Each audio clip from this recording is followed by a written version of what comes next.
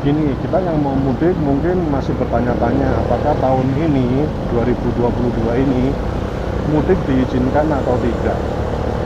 Melihat di media massa, persyaratannya adalah vaksin booster. Selamat pagi lur, ketemu lagi dengan Ngartop.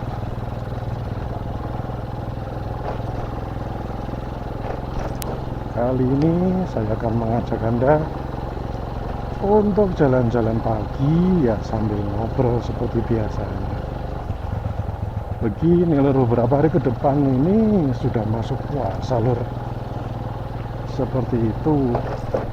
Jadi bahasan kita masih tidak jauh dari mudik ya lur.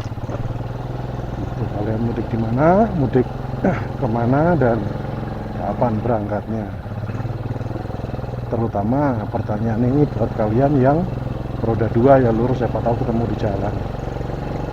Seperti itu, ternyata ini pagi ini gerimis lur. Seperti itu. Kalau saya sendiri tinggal di Bandung ya lur. Tujuan mudik saya itu yang utama ke Kebumen, ke tempat istri saya itu, dan belum tentu ke Magelang karena entahlah dari Kebumen ke Magelang istri saya suka mengeluh capek karena dari Bandung ke Kebumen itu sebuah perjuangan. Jadi ketika pantat sudah sakit, sudah istirahat sehari kan udah mulai merasa nyaman itu. Kalau aku tanya mau ke Magelang, nanti dulu masih sakit.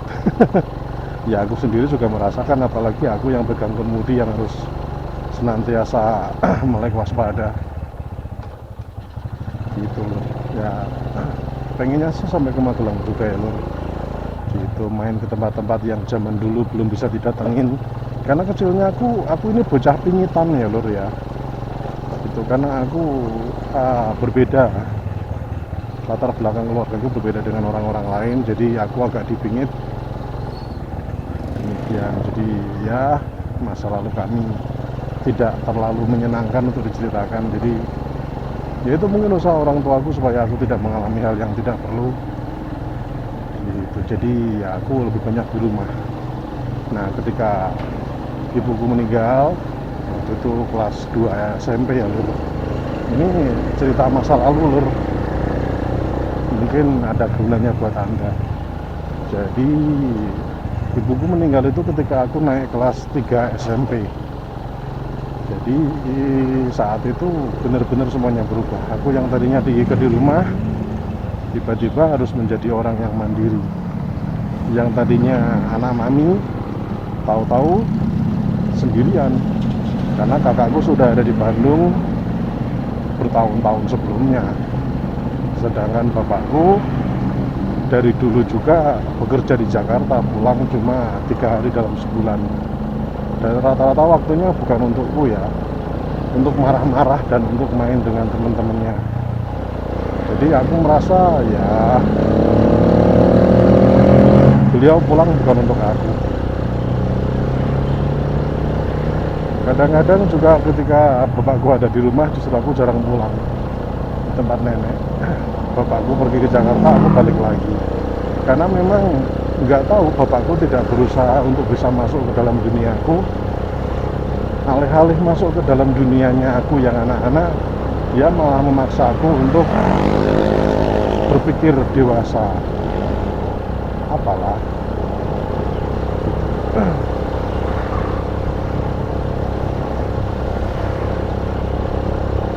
Ya memang kadang-kadang situasinya memang kemiskinan membuat orang harus berpikir lebih banyak. Tapi bukan berarti yang seperti itu ya lur. Gitu, karena ya mau bagaimana lagi.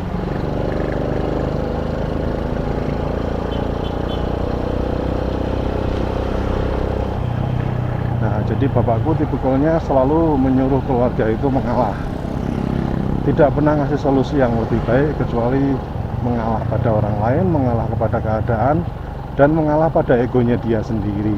Jadi waduh, ini bapakku ternyata ya aduh mau parkir di sini, ini tegangan tinggi, berbahaya. Nanti saja kita beli bensin dulu, baru ke situ.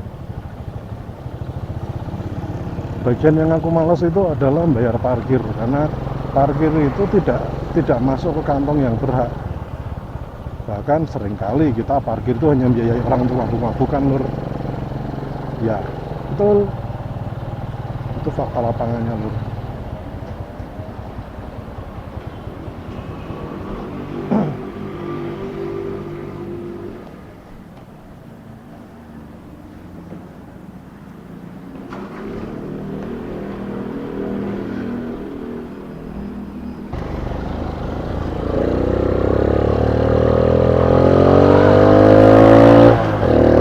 Wah enak,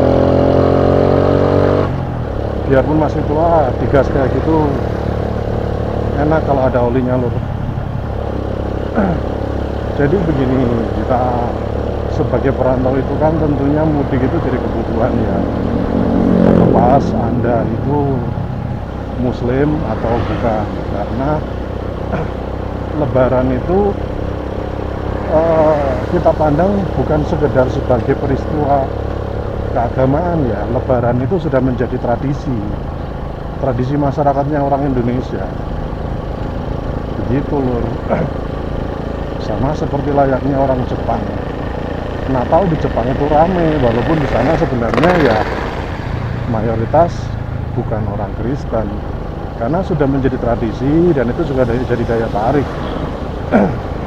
Itu salah satu alasan. Di samping yang kedua, kalau kita tidak mudik, kita kan yang sudah menikah itu punya pasangan kan Lur. Nanti dianggapnya tidak sayang pada mertuanya, anaknya dibikin jauh dari mertua supaya lupa, supaya ini, atau menganggap bahwa satu dan dua hal lain yang mungkin tidak mengenakan. Jadi ya memang itulah, sebagai perantau kita berpikir bahwa setiap lebaran, apalagi perantau yang jarak merantaunya di bawah 1000 km itu kalau nggak mudik biasanya malu. 1000 km itu ya kira-kira Jakarta sampai Surabaya lah, kira-kira segitu. Seperti itu. Ini siapa? Jangan-jangan kakakku. Oh salah, kakakku pakai motor happy.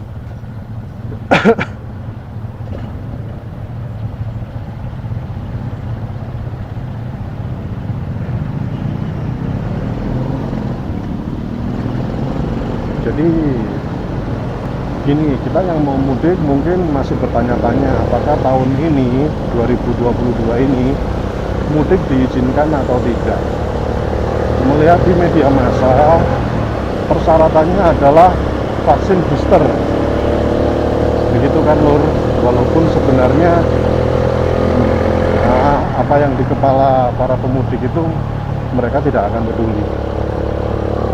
Itu namanya pemudik Lur, 2 tahun tidak mudik, apapun halangannya pasti diterabas. Saya tidak mengajarkan itu, tapi itu prediksi saya dan itu yang biasanya terjadi. Seperti itu Lur. Tapi saya bukan termasuk orang yang menerabas penyekatan pada mudik yang lalu ya Lur. Jujur saja, mudik yang lalu ekonomi kami sedang terpuruk. Ya seperti teman-teman lainnya, karena sama-sama mengalami pukulan pandemi. Yang sudah booster otomatis tidak ada persyaratan lebih untuk bisa mudik. Nah, yang belum booster alias baru 2 kali, kalau tidak salah ya ini katanya harus bisa menunjukkan negatif apa aku lupa, swab atau antigen ya, entahlah aku lupa. Pokoknya intinya kalau masih 2 kali vaksin itu masih ada syarat tambahan. Tapi ya prediksi saya akan dilonggarkan. Seperti itu Lur, kan kita tahu kan, kita mengenal pemerintah kita gitu. Jadi kalau mau mudik diusahakan motornya diperbaiki, kalau yang rusak, yang ada yang aus ya diganti. Seperti itu. Motor ini sendiri saya menemukan selain problem mesin ya, di connecting rod yang saya akali dengan oli samping tadi. Problem lain adalah ban depan yang bearingnya sudah goyang.